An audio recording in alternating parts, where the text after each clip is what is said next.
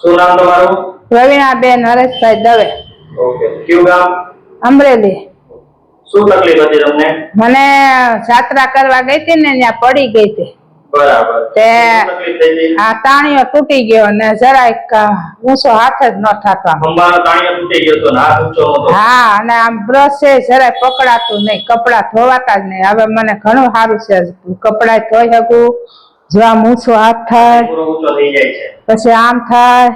બરાબર. આ પેલા કશું નતું થતું. નહીં હવે જરાય નહોતા ધોવાતા. આમ પકડીને ઊંચો થતો હાથ. બરાબર. પકડીને ઊંચો કરવો પડે. હાથે ઊંચો હાથ જ ન થતો. આ વસાણી સાહેબ પાસે આવીને પાંચ સાહેબ પાસે તો ઘણું મને રાહત છે. ફિઝિયોથેરાપી સારવારથી આ બધી રાહત. હા, 90% ધોવાતા હાથ ઊંચો નતો થતો. હા, થવા માંડ્યું. 90% સારું થઈ ગયું. 90% રાહત થઈ ગઈ છે. ઘણું સારું છે. ત્યારે બધું થઈ છે.